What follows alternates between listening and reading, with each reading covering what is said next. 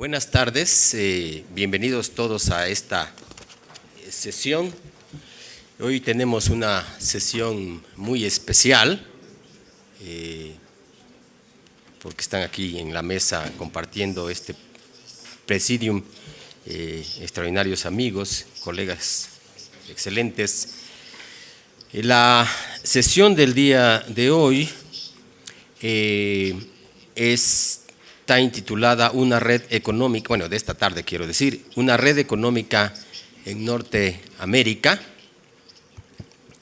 Es un trabajo a cargo de mi buen amigo Fidel Aroche y también el colega Marco Antonio Márquez por aquí, son los autores de este trabajo. Ellos tendrán media hora aproximadamente para presentar su trabajo. Es un trabajo muy interesante que nos habla de que las estructuras económicas pueden observarse como redes de industrias interdependientes que están ligadas a través de flujos de mercancías. Un cierto sabor esrafiano encuentro yo, y la lectura me pareció muy entretenida, muy interesante, aprendí mucho. Y sus resultados son bastante originales, así es que pongan atención, por favor. Después tendremos algunos comentarios a cargo de el profesor Terry Barker de Cambridge University y de mi amigo Christian Lager de la Universidad de Graz, Austria. Presentaré primero a Fidel, digo Fidel porque es un amigo. Fidel es licenciado en Economía por la UNAM, hizo una maestría en el CIDES, Centro de Investigación y Desarrollo Económicos, y obtuvo su doctorado en Economía por la London University en 1993. Profesor Fidel Aroche es actualmente profesor tiempo completo de la División de Estudios de Posgrado de la Facultad de Economía de la UNAM, es mi colega ahí. Y sus áreas de investigación son múltiples: economía del medio ambiente, estructuras económicas, integración económica en América del Norte, un enfoque regional, métodos de análisis de insumo-producto, modelos multisectoriales, entre varios otros. Yo sé que Fidel hace varias cosas más interesantes también. Y es además miembro del Sistema Nacional de Investigadores nivel 2. Fidel, tiene la palabra, por favor. Bueno, gracias. Gracias por la presentación. Nacho es un amigo, es amable. La siguiente cosa es agradecer a Pablo por la invitación para presentar este trabajo en este taller. En tercer lugar, diré que bueno, Marco Antonio declinó presentar, así es que presentaré yo. Y antes de hacer la presentación, simplemente voy a mencionar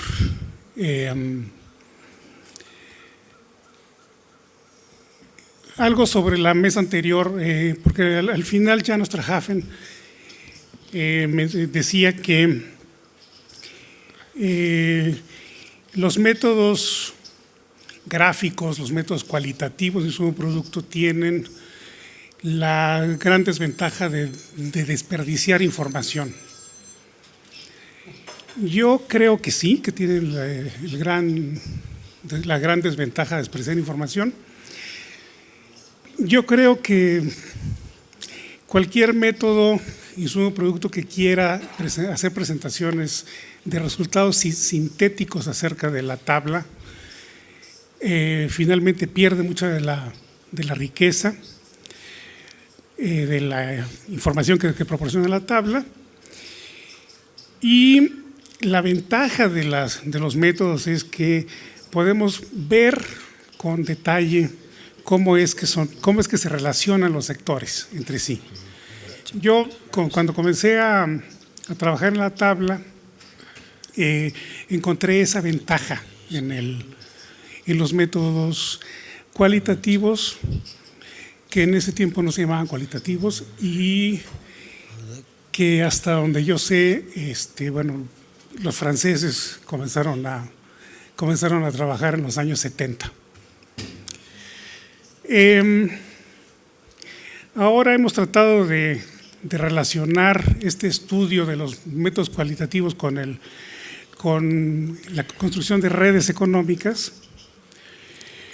con algunas ventajas, muchas desventajas, sobre todo porque a veces nos fascinamos con la técnica y nos olvidamos de los significados de la técnica. Entonces, a veces hacemos supuestos que están bien para otras ciencias sociales, pero no están bien para la economía y menos están bien para modelo insumo-producto. Yo de alguna manera me siento responsable de la difusión de estos métodos y me parece también que en México hay como una especie de sobrerepresentación de los métodos gráficos, los métodos cualitativos, los métodos de redes, sobre los métodos estrictamente numéricos.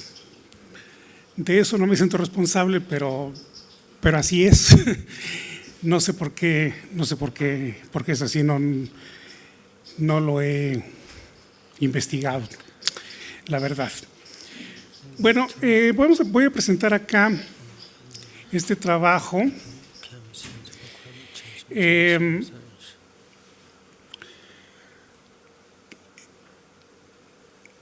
justamente trata de encontrar, de estudiar la estructura económica de América del Norte, empleando algunos supuestos de las redes. Yo creo que el modelo insumo-producto se puede usar, digamos, aprovechar muchos de los resultados del análisis de redes. Y la matriz insumo-producto es el instrumento para hacer eso, teniendo en cuenta, como dije hace rato, las particularidades de cada modelo.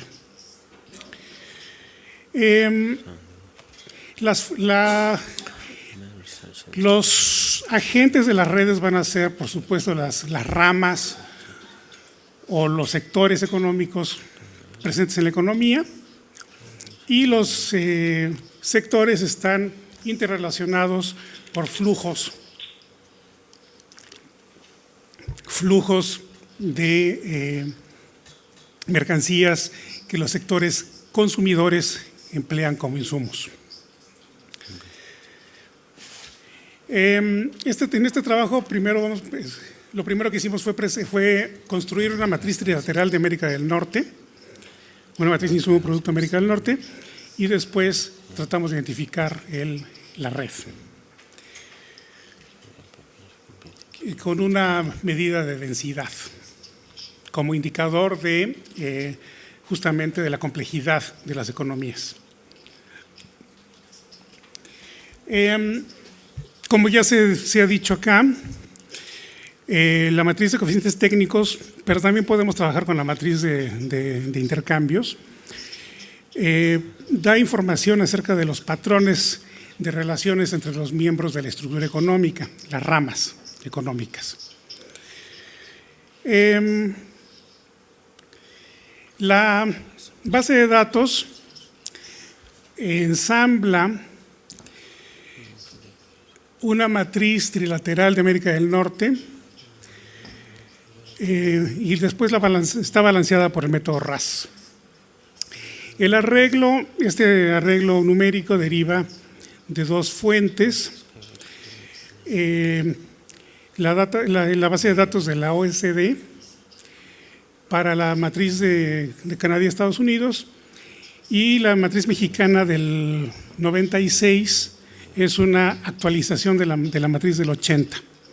Tenemos otra matriz trilateral construida después para el año 2005, también con la misma base de datos.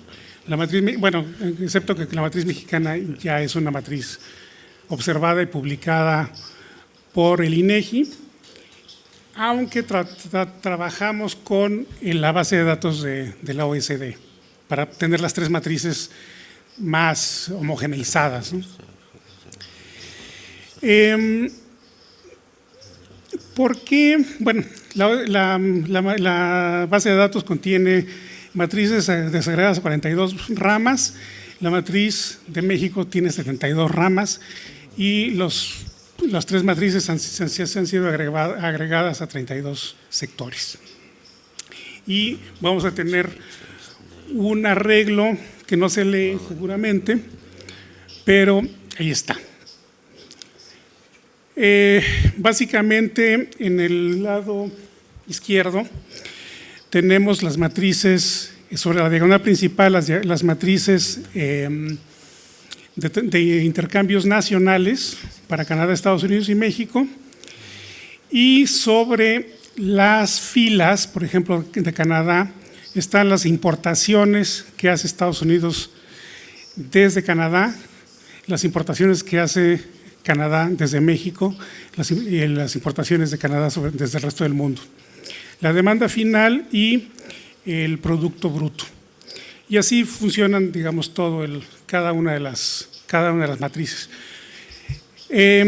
Cada una de las filas, perdón, de la matriz. En la fila del resto del mundo no hay una matriz de intercambios nacionales, por varias razones. Y bueno, luego tenemos tenemos un vector fila de valor agregado para cada, que es los vectores fila para cada uno de los países. Y luego tenemos la demanda final por el lado de las columnas y el producto final, producto bruto.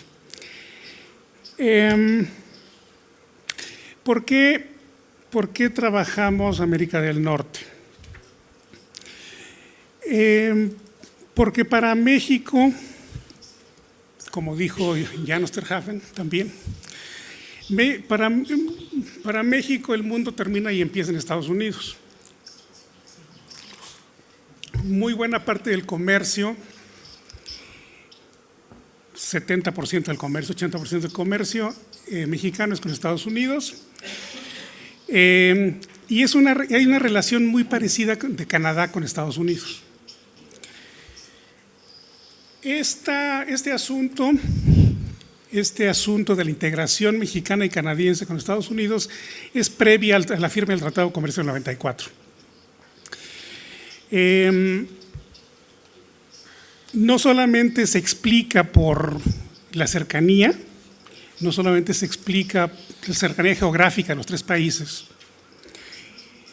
y en el caso de México no solamente se explica por razones económicas, sino yo creo también principalmente por razones políticas y por razones de que así la población mexicana ve al mundo. Y lo digo esto porque, sobre todo para los colegas europeos, México no es América del Norte. Geográficamente discutimos si es o no. Culturalmente no es. Tenemos toda clase de diferencias, pero para México la relación con Estados Unidos es fundamental. Y también para Canadá. Es curioso, esto es uno de los resultados más interesantes, yo creo, de este trabajo.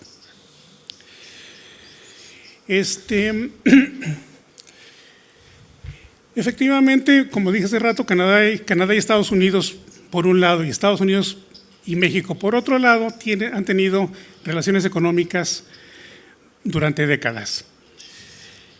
Una parte curiosa es que Canadá y México no tienen relaciones económicas, prácticamente, ni de ninguna otra naturaleza. Todas las relaciones que hay entre México y Canadá son intermediadas por Estados Unidos.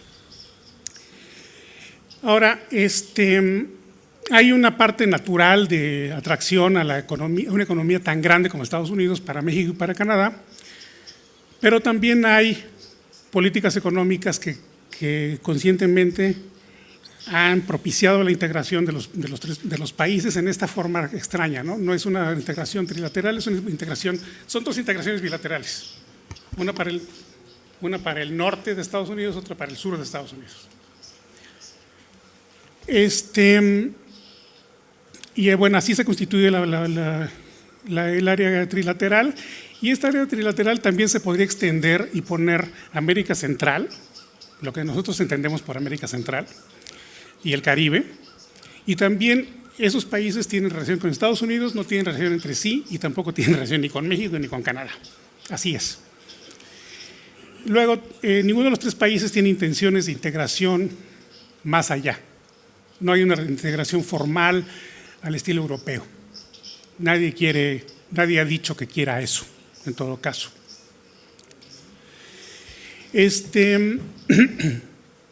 Bueno, si tenemos tres países que tienen una relación económica muy estrecha,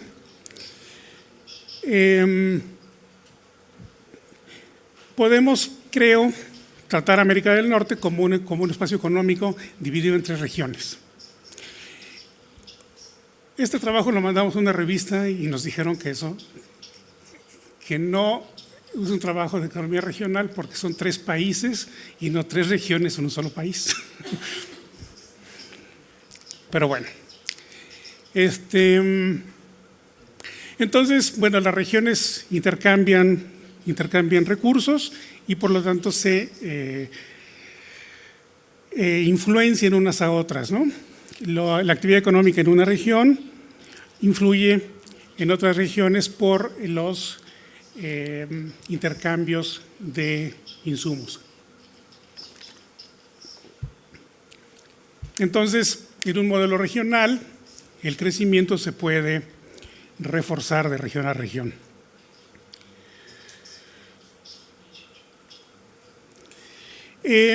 Luego, ¿cómo transformamos la matriz en una gráfica? En principio, bueno, hacemos lo que decía Jan hace rato, es decir,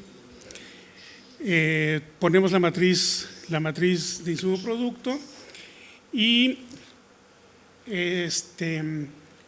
vamos a poner los sectores como nodos de la gráfica y los intercambios, las demandas intermedias los vamos a poner como arcos o como aristas de la gráfica. Entonces es una gráfica dirigida a partir de la demanda. La matriz G va a ser una matriz dirigida, un digrafo no simétrico.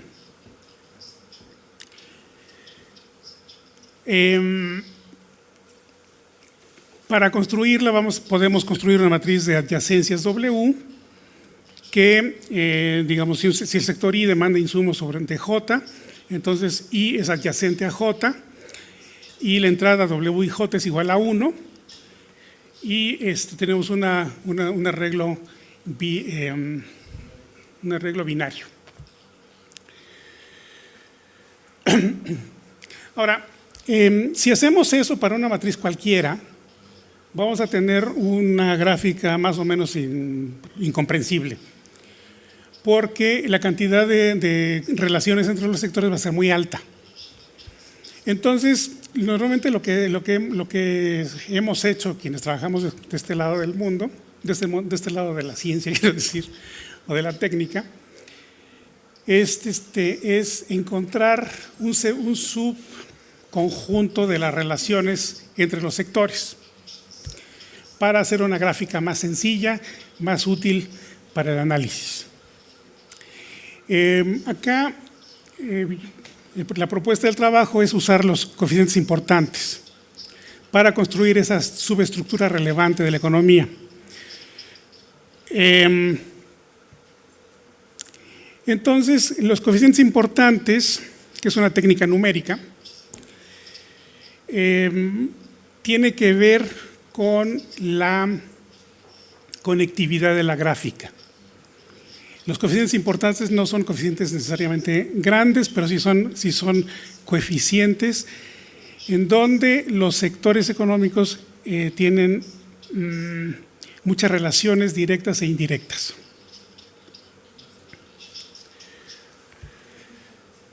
Es decir, la importancia de los coeficientes se relaciona con la cantidad de sendas entre sectores que involucra este coeficiente. Entonces, los coeficientes importantes se definen a partir de la posición estructural del coeficiente y no a partir del tamaño. La proporción de coeficientes importantes se puede usar también como un indicador de la complejidad de la estructura y se espera que las estructuras más complejas contengan mayor cantidad de coeficientes importantes. Cuando en los años 70 se comenzaron a usar los coeficientes importantes, se decía que las economías desarrolladas tendrían mayor proporción de coeficientes importantes que las economías menos desarrolladas. La idea es que si un coeficiente importante cambia de tamaño, entonces va a resultar en cambios en la producción de por lo menos un sector relacionado, directa o indirectamente. Dado las relaciones indirectas entre los sectores implicadas en cada coeficiente.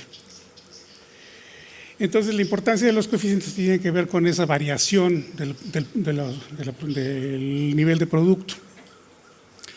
Y luego se pueden, clasificar los coeficientes a partir del cambio potencial que causan en el nivel de producto en los sectores económicos. La densidad de las redes, la densidad de la gráfica, va a estar relacionada con el número de arcos que conectan los nodos de la gráfica. Bueno, a ver, este es el resultado de la gráfica canadiense. Esta es la gráfica de Estados Unidos y esta es la gráfica de México. Como se espera, pues la gráfica de Estados Unidos es mucho más compleja, mucho más densa. Hay en esta matriz de 32 por 32 sectores, es decir, 9.216 entradas, hay 292 coeficientes importantes, el 3.2%. Casi todos se localizan en las tres matrices de intercambios internos. Solamente 39 coeficientes aparecen en las matrices de intercambios entre los tres países, que es una proporción muy pequeña de entradas. Entonces, tenemos otra vez estas tres gráficas. ¿Y qué podemos decir de esas gráficas? La gráfica canadiense contiene 54 arcos, 54 conexiones entre 32 ramas. La de Estados Unidos tiene 138 arcos y la mexicana tiene 61. Son 32 sectores. Los intercambios están medidos en dólares de Estados Unidos, dólares corrientes del año 96.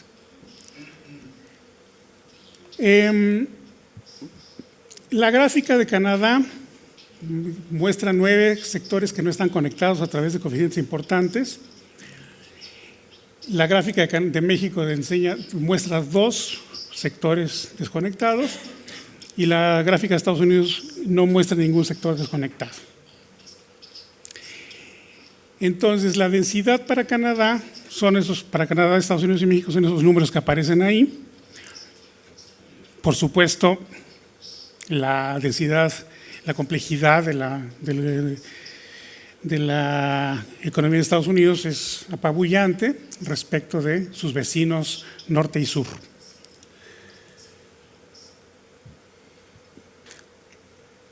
Entonces, en realidad no tenemos ninguna sorpresa. Simplemente medimos lo que ya sabemos. Bueno, esta gráfica muestra las conexiones entre 32 sectores de América del Norte agregada, es decir, agregada la matriz, las matrices internas de Canadá, Estados Unidos y México, y los intercambios dentro del área de América del Norte. Las conexiones más oscuras corresponden a conexiones que hay de ida y vuelta entre los sectores. Por ejemplo, agricultura y producción de alimentos tiene conexiones de ida y de vuelta. Es decir, el sector 1 demanda al sector 3 y el sector 3 demanda al sector 1 a través de coeficientes importantes.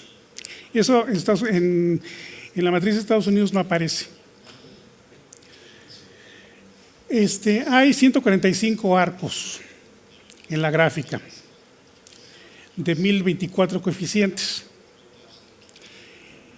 La densidad es más alta en América del Norte que en cualquiera de los tres países. Eso quiere decir que la gráfica es más compleja que cualquiera de los tres países, pero las diferencias entre Estados Unidos y América del Norte no son muchas. Eso querría decir que básicamente que la estructura productiva de América del Norte está dada por la estructura de Estados Unidos, complementada por los socios norte y sur.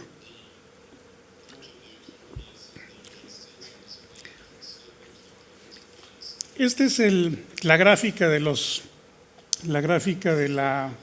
intercambios comerciales entre los tres países. Y lo primero que se ve es que casi todas las relaciones entre los tres países son en realidad bilaterales. Por un lado, en el norte, Estados Unidos, Canadá, y por el otro lado, en el sur, Estados Unidos, México. Aparece solamente un sector donde hay intercambio directo entre México y entre México y Canadá, y eso es el sector de otro equipo de transporte.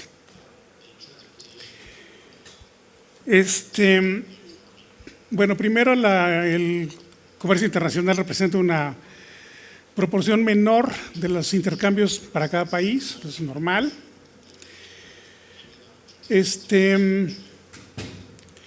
El sector 19, que es equipo de transporte,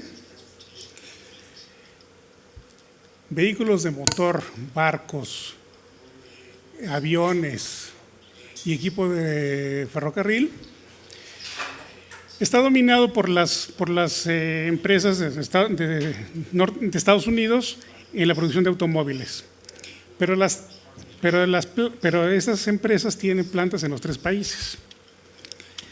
Entonces, hay mucho comercio intraempresa.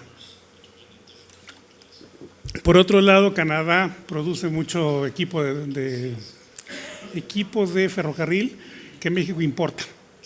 El metro mexicano es ahora fabricado en Canadá, por ejemplo, el metro de Ciudad de México. Pero el sector 19 está completamente desconectado en la economía mexicana, porque es un sector que importa todo, un sector básicamente importador.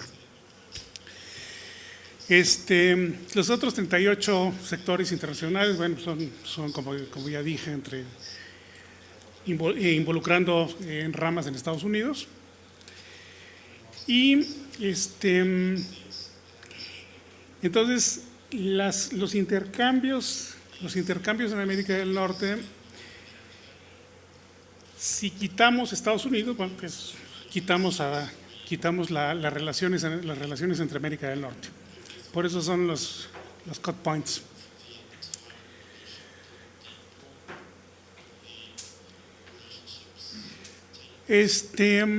Básicamente creo que con eso termino la exposición.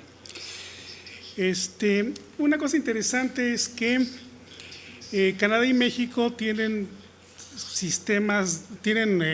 niveles de integración parecidos, a pesar de que Canadá es un país mucho más rico, debería ser un país mucho más desarrollado, y si hacemos caso a las predicciones sobre el modelo insumo producto, debería tener una economía mucho más compleja.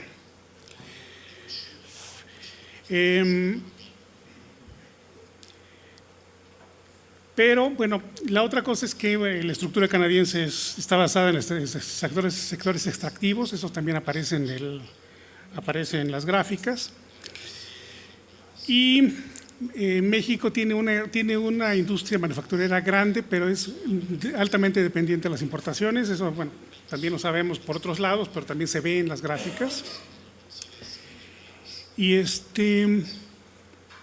entonces, habría que preguntar quizás si los beneficios de construir una área económica, una sola área económica en América del Norte, se reparten equitativamente entre los tres países, me parece. Con eso termino. Gracias.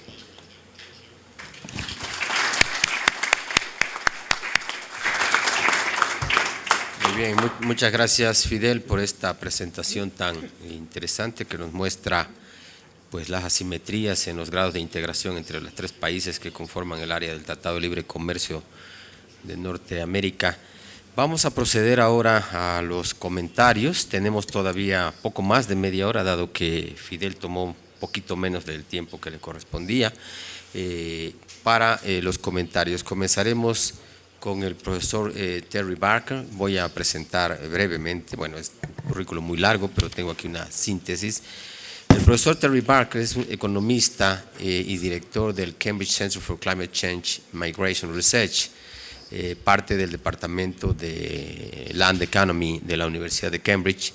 También es miembro del Tyndall Center y es jefe del Cambridge Econometrics, que es una compañía que él cofundó en 1985, y jefe del Cambridge Trust for New Thinking in Economics, que es una organización caritativa con la misión de promover nuevos enfoques para resolver problemas económicos. Después de haber obtenido su grado en la Universidad de Edimburgo, el profesor Barker trabajó como oficial de investigación en el Departamento de Economía Aplicada de la Universidad de Cambridge, con el profesor Sir Richard Stone, Premio Nobel de Economía. La principal investigación que desarrolló durante este periodo fue el proyecto de crecimiento Cambridge, un proyecto para desarrollar software computacional para construir un modelo computacional de la economía británica. En 1985 el profesor Barker cofundó el Cambridge Econometrics. También ha continuado supervisando la investigación en la aplicación de la modelación econométrica computacional, en particular la teoría y la aplicación de los modelos E3, medio ambiente, energía y economía, E3 por su sigla en inglés. Utilizando estos modelos E3 ha aplicado para el análisis empírico a comercio internacional, la teoría del comercio internacional, y a políticas para la mitigación de los efectos de gas, los efectos invernadero. En el curso de su investigación también ha tenido varios cargos en el panel intergubernamental sobre cambio climático. Y finalmente quiero decir que el profesor Barker fue uno de los contribuyentes mencionados por el IPCC cuando obtuvo, junto con Al Gore, el Premio Nobel de la Paz en 2007. So, Professor Barker, it's your turn. Please present us your comments on the presentation, on the talk of Professor Fidel Aroche. Muchas gracias por los amables comentarios y por invitarme. Y muchas gracias por esta oportunidad de comentar. Antes que nada quisiera decir que no soy experto en análisis cualitativo de redes, sabía poco al respecto del tema, pero lo había visto aplicado a modelos insumo-producto, lo vi, me pareció muy interesante. Bueno, a ver si funciona esto.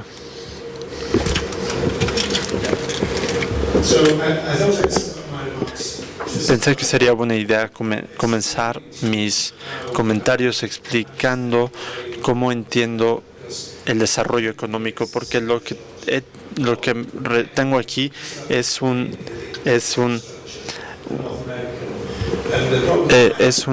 diagrama para Norteamérica, y mi problema es con la interpretación de estos resultados.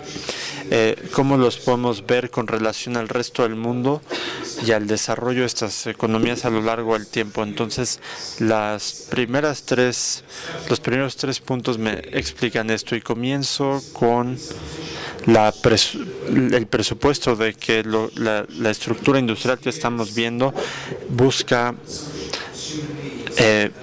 satisfacer demanda de consumo, y los bienes de consumo están no solo son motivados por las necesidades básicas, comida o techo, calor, etcétera, sino también el deseo de lo novedoso, y eso puede servir para entender el crecimiento económico. Y también, bueno, cuando vemos la parte de la oferta de esto, bueno, la producción nace del consumo, pero también por las economías de escala y especialización, y esto tiene un gran efecto en la estructura económica. El desarrollo económico nace de la generalización del consumo y la especialización de la producción, y estas dos fuerzas colisionando para cambiar la estructura económica, tanto la estructura económica de la economía mexicana o estadounidense y de la economía global. Y un resultado de esto es que el comercio debe crecer más que el producto, porque esta es la que permite la generalización del consumo y la habilidad de satisfacer la variedad de bienes, mientras que la producción busca las economías de escala. Una innovación en las instituciones sociales y tecnología facilita este proceso. Entonces, el desarrollo económico nace de estas oportunidades crecientes de los consumidores para conocer nuestros nuevos productos, y también para que las empresas los produzcan, pero hay barreras al comercio, aranceles, costos de transportes, falta de información, y si ponemos toda esta información de Estados Unidos, Canadá y México, bueno, pues podemos darnos una idea de lo que ocurre. Bueno, algo que tenemos que entender es que el costo indivisible de los insumos puede ser repartido a lo largo del producto. La especialización reduce el costo de los insumos. Los recursos masivos pueden también reducir los costos de los insumos, y bueno, las más economías se pueden generar con economías de escala. Entonces, aquí se usa teoría de redes para analizar las complejidades económicas, y he dividido mis comentarios en estos 4 puntos, y quiero hablar del tercero. El primero es que, bueno, hablando con estos vínculos 1-0, el segundo tiene que ver con la interconexión, y acaso esto es lo mismo a lo que llama Alan Young como roundaboutness o circularidad. ¿Y qué pasa con los bienes de capital? Y Canadá y México son igualmente complejos, pero mucho menos que Estados Unidos. Esa es una pregunta interesante que nace de las medidas de densidad, y he querido atenderla, por lo tanto. Así que pasando a lo que sigue. El uso de estos vínculos 1-0, bueno, hubo una parte aquí que se perdió en la información. Fidel ya habló del tema, esta pérdida de información, de que todas estas partes de influencia se descartan, pero también el tamaño del coeficiente intraindustria. ha sido ignorado, y esto puede ser interesante para entender los flujos intraindustria, es decir, el flujo está pasando a través de establecimientos dentro de la misma industria y distintas partes de Estados Unidos. Esto podría ser muy importante y esto es cabalmente ignorado aquí. Bueno, lo otro que es importante es elegir los coeficientes indicados, y han mencionado algunos criterios. Hay más métodos y podríamos usarlos para ver si nos dan los mismos resultados, pero también podemos ver si los cambios en los criterios, y esto ojalá sea fácil, también cambia tus resultados. Si hay distintas medidas de densidad, si pasas de 20 a 30 o a 10%, el análisis de sensibilidad que muchas veces se hace cuando estás eligiendo un método particular y no queda claro exactamente cuál debería ser. Sé que han elegido un método que forma parte pues del conocimiento y lo pueden comparar dentro de los estudios, pero sería útil saber qué efecto podría tener. Entonces, permítanme continuar. La interconexión y la circularidad, yo creo que son diferentes. Los flujos intraindustriales revelados por el comercio internacional, eso tiene que ver con la circularidad, y básicamente esto ocurre porque no puede ser explicado desde la teoría de la ventaja competitiva, y es, sin embargo, una parte de la información muy importante y parte importante del insumo producto. Bueno, lo que obtienes aquí cuando te preguntas sobre el comercio interindustrial internacional, porque tienes las 3 grandes regiones de América del Norte, y estos comprenden la mitad de los arcos para Canadá y México y su comercio interregional, lo cual pensé era bastante interesante, y esto se toma de la medida nacional de densidad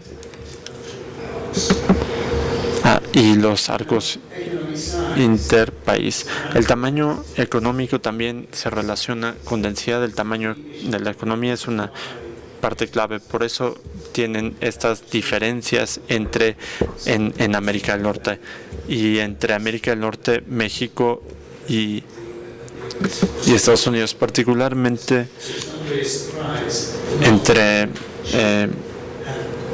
América del Norte y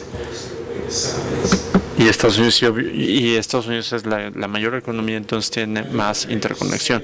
No tengo mucho que decir al respecto de los bienes de capital, pero a nivel inversión esto sirve para entender la complejidad y el vínculo entre los bienes de capital y los bienes intermedios que proporcionan, y en efecto estás perdiendo algunos de estos bienes, y bueno, la construcción es muy local y por lo tanto sus impactos son locales a veces. Otros resultados interesantes: México y Canadá están mucho más abiertos al comercio internacional con respecto a Estados Unidos. Yo estaba, al principio me pareció sospechoso, y entonces busqué los datos del Banco Mundial y dice que Estados Unidos es 11% del PIB, con respecto al 3% de la producción neta. Y bueno, Canadá y México es mucho más dependiente, son mucho más dependientes de comerciar con Estados Unidos que Estados Unidos con ellos.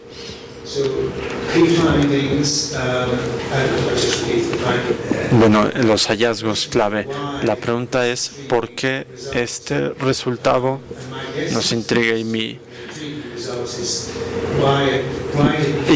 lo que yo pienso es que ¿por qué Canadá y México, que muestran niveles similares de complejidad? Es porque trabajan, comercian con Estados Unidos y son más o menos del mismo tamaño. Creo que esa es la razón. que he dado para explicar esto. Primero, lo que tenemos que entender es los sistemas de transporte norte-sur con Estados Unidos, pero dentro de Estados Unidos tenemos norte-sur, este-oeste. Así que es más difícil por las rocallosas, pero tienen ambos países son mucho más provinciales a nivel o provincianos a nivel económico, y los servicios son más institucionales y más diferenciados en estos países, es decir, requieren una mayor parte de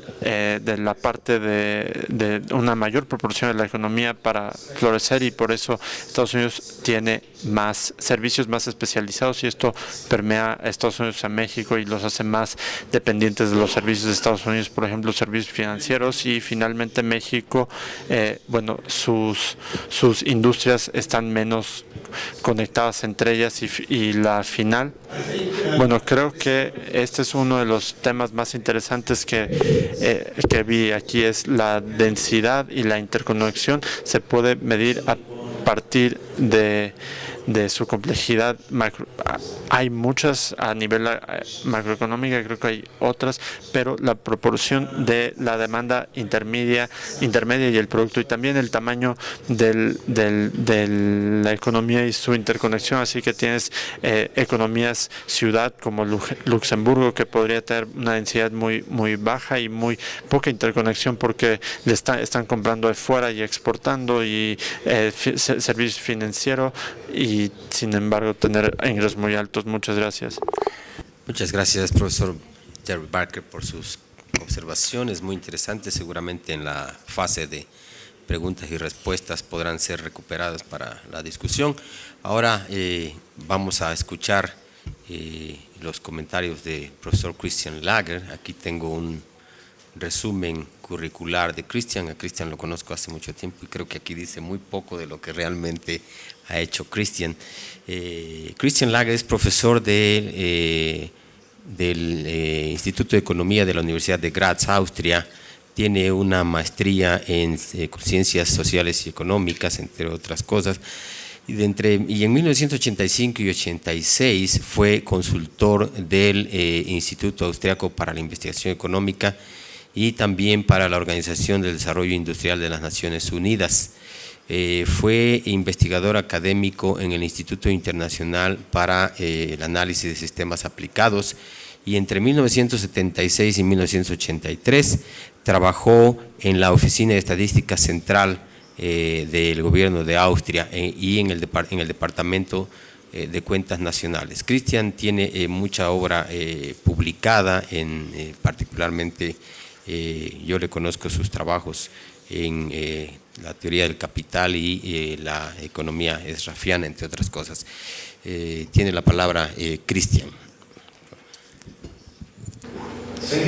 Muchas gracias. Gracias, Pablo, por la ocasión para visitar tu hermoso país y de participar en esta conferencia tan interesante. Lamentablemente o afortunadamente para ustedes, gran parte de lo que yo quería decir lo dijo ya Jerry Barker. Déjenme enfatizar unos cuantos puntos. Déjenme enfatizar dos argumentos a favor, porque me encantó esta ponencia, y hay dos argumentos que no me gustaron tanto. El primer argumento por el cual me gustó esta ponencia es que hay conclusiones realmente interesantes, se encuentran conclusiones muy interesantes, sobre todo con respecto a el comercio. El segundo comentario es: quien quiera que haya trabajado en una oficina de estadísticas, quien quiera haya trabajado como alguien que trabaja con números, sabe lo tedioso que es compilar tablas de insumos multiregionales. Los admiro por haber logrado esto. Gracias. Por otro lado, y ahora aparece la crítica. Permítame decirlo de una forma más directa. Ponen tanto esfuerzo en recopilar una masa enorme de datos y después destruyen los datos a través de aplicar una especie de regla arbitraria. Me parece a mí que no es el enfoque adecuado. Manejar datos tan masivos se puede hacer de dos maneras. Una cosa que se puede hacer es hacer el análisis de insumos producto cualitativo, en donde eso es lo que se hacía a fines de los 60s y los 70s y 80s. Siento que esto destruye la información. No aprovechan la información que recopilaron. Así que no soy un experto. En esa época yo no estaba interesado en este enfoque cualitativo. El otro enfoque, el otro abordaje es aprovechar, utilizar hasta el mero final, hasta obtener los resultados, un conjunto muy detallado de datos, y luego el arte consiste, el arte de la presentación de un análisis de insumo y producto es condensar toda esta información, esta enorme cantidad de información en temas específicos. La segunda cosa que me gustaría mencionar, quizás ya que Terry ya mencionó también, es una parte muy importante del capital no se toma en cuenta, es el capital fijo. El capital fijo tiene una estructura temporal interesante que hace que las cosas sean más interesantes y más complejas, pero igual tiene posibilidades. Hay dos salidas a este problema. Analizar lo que has analizado. Para analizar lo que has analizado, me parece que la matriz de la integración del capital integrado verticalmente sería un buen instrumento a emplear. También podrías finalmente descomponer esa matriz a través de técnicas que han sido desarrolladas por Peirce and Ground. Me parece que a inicios de los 80, de la década de los 80, otro método es utilizar los coeficientes de capital y de trabajo integrado verticalmente. Un tercer método, un tercer indicador, mencionado también por Terry, es el grado de from the backness. Permítanme hablar un poco sobre este grado. ¿Qué es lo que queremos medir? Queremos medir cómo la circularidad, lo complejo que es la producción, y como se ha señalado, hay muchas formas de producir, de pescar. Puedes saltar al agua y atrapar el pez. Puedes desarrollar capital, un barco, redes, etcétera, y luego pescar muchos peces. Así que puedes usar procesos circulares o el trabajo directo. Son los dos extremos, por supuesto. Ahora bien, ¿cuál es una buena medición de la circularidad? Una buena medición de la circularidad se puede encontrar en la literatura post-RAF, que es la tasa máxima de ganancia, que te da una buena idea de lo complicado que es los flujos de trabajo para finalmente llegar a la producción. La segunda cosa que mencioné es la falta de atención al capital fijo. El capital fijo no constituye a la mayoría del capital en los procesos de producción por lo general. Sin embargo, tiene un papel significativo.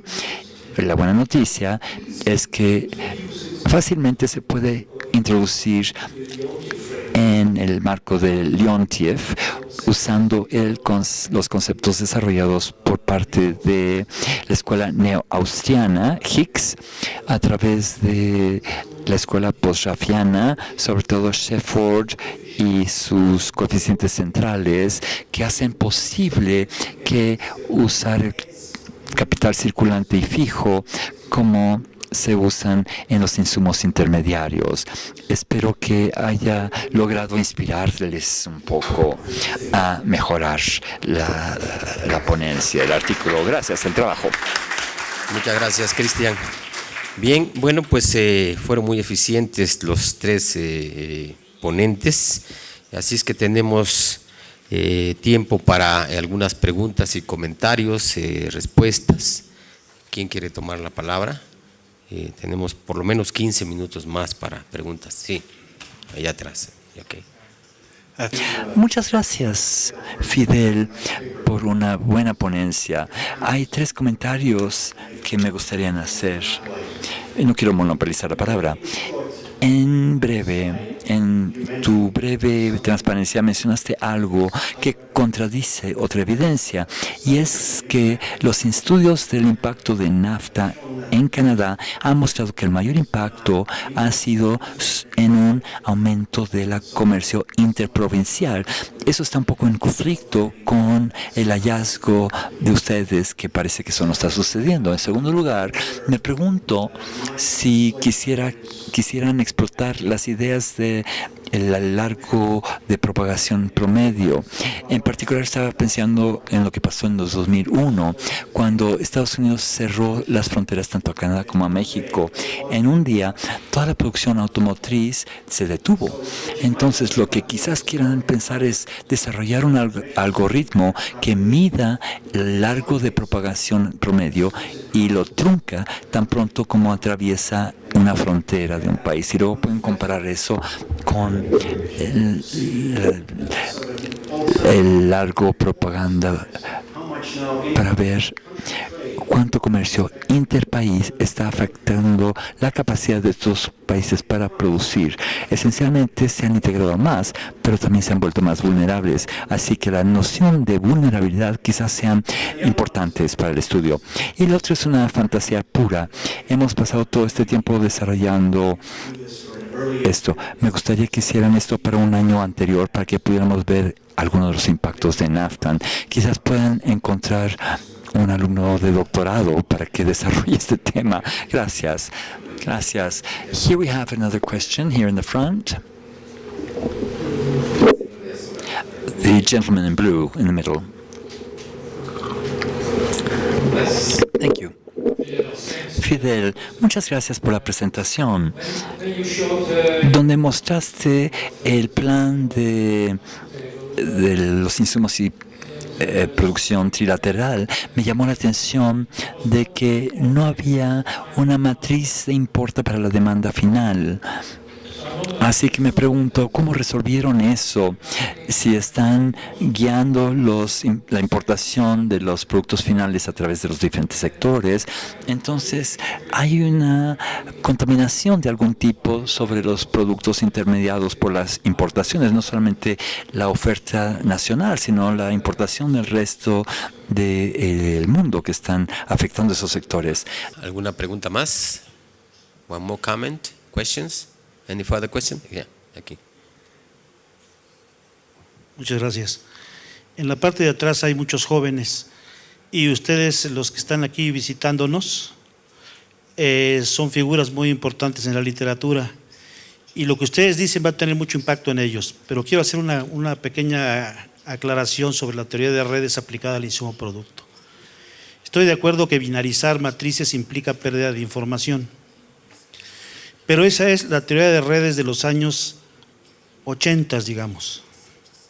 La actual teoría de redes puede manejar los mismos conceptos con flujos completos, sin pérdida alguna de información. Hay una buena parte de la literatura que no está en los journals de economía, sino de física, en teoría de redes. Lamento mucho decir esto, pero nuevamente los físicos están tomando ventaja en esta área.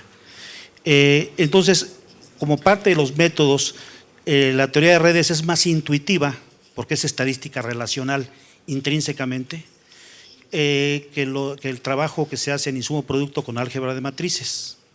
Entonces, para la enseñanza es muy importante meter de ahora en adelante la herramienta de la teoría de redes para la enseñanza de los jóvenes. Pero no es un instrumento provisional y mucho menos. Tiene bastante más derivaciones de las que se han mencionado en esta mesa. Y les insisto, se pueden tocar actualmente grafos valuados, dirigidos, sin necesidad de binarizar nada. No solo eso, sino el problema viejo que tenemos de tener modelos verticales y horizontales con los llamados Gauss y Leontief, desaparece cuando nosotros tomamos directamente las matrices en flujos. Es decir, no necesitamos normalizar las tablas de flujos interindustriales y obtener resultados muy parecidos en algunos casos y más generales en otros. Entonces yo no quiero desviar a los muchachos del uso de este tipo de herramientas todavía, sino que se den la oportunidad de estudiarlas y por otro lado pasar a etapas más avanzadas de la nueva teoría de redes. Ese es un comentario al que se presta los comentarios que hizo al principio el doctor Aroche y los que ustedes hicieron. Gracias. Bien. Si hay todavía alguna más, pero podemos tomarla. Sí, ok, ya es.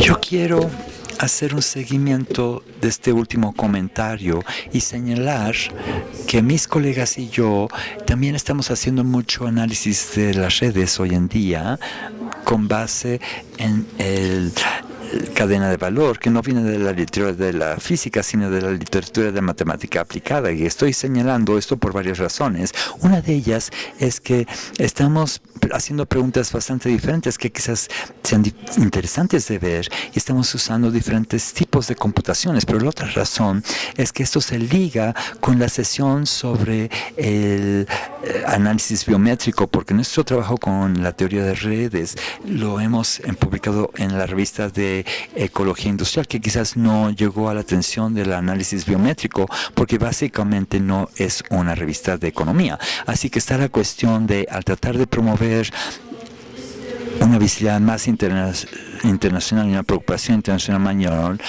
si hay un énfasis o un énfasis exclusivo sobre las revistas de economía para obtener los impactos, o bien si es cuestión de sacar ideas y obtener más ideas de revistas que no necesariamente son exclusivamente revistas económicas. Vamos a dar ahora la oportunidad a Fidel y a los comentaristas que respondan si tienen algo que decir. Fidel. Bueno, gracias. Primero agradezco los comentarios, me parecen muchos de esos comentarios muy relevantes, sobre todo para continuar el trabajo. Efectivamente, hemos construido estas dos matrices que hay y les hemos sacado poco jugo, pero como dijo Cristian, es muchísimo trabajo. Ya cuando terminamos de hacerlo ya no hemos tenido mucho tiempo para hacer más trabajos. Yo creo que este asunto de la, no sé cómo se traduce, roundaboutness, es relevante. Ahora, todo este asunto de los bienes de capital, la ausencia del análisis de bienes de capital y tal, creo que tiene que ver con otras críticas que tiene el trabajo o que se le pueden hacer al trabajo, y es que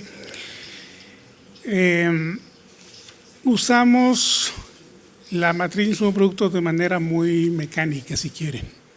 Podríamos extender el análisis y poner más otras variables, más información, en fin, que yo creo que sí puede enriquecer los resultados y sobre todo ayudarnos a entender mejor qué está pasando.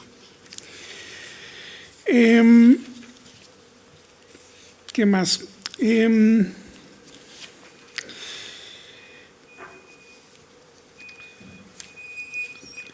Hay una hipótesis extendida, en la literatura de insumo producto, que la levanta Leontiev en el 62, me parece, que dice que las economías desarrolladas tienen estructuras productivas más complejas.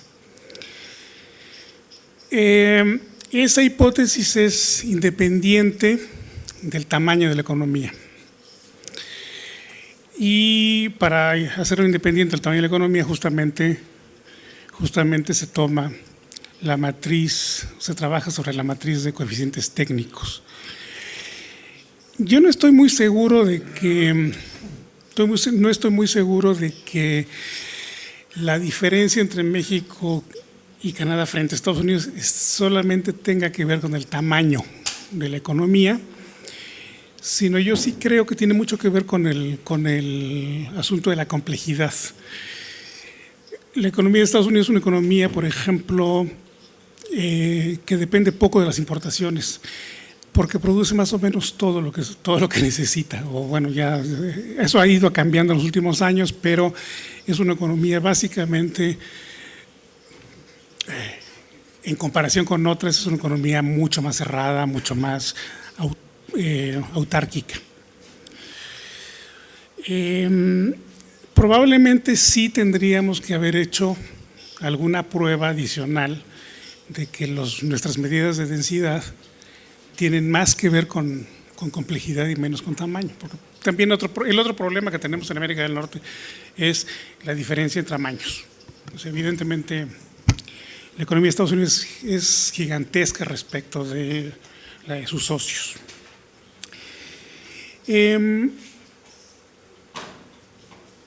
Ahora, si efectivamente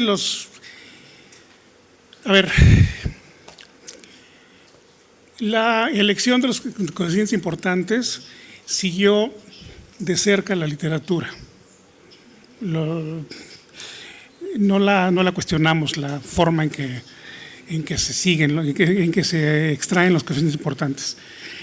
Y sí, efectivamente, hemos hecho pruebas en otros trabajos hemos hecho pruebas de que cambiando el criterio de elección o cambiando el índice de sensibilidad, el tamaño de la sensibilidad, encontramos diferentes estructuras.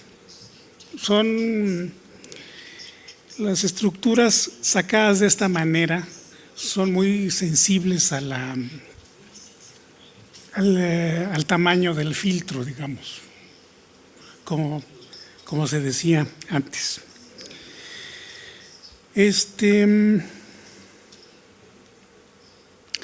Creo que, digamos, hay que pensar más sobre buena parte de las críticas y comentarios que hemos recibido. No sé, pero creo que es lo que yo puedo decir en este momento sobre todo esto. Muchas gracias.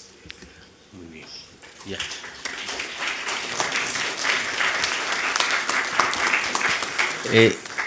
I don't know if Christian or Terry wants to say anything.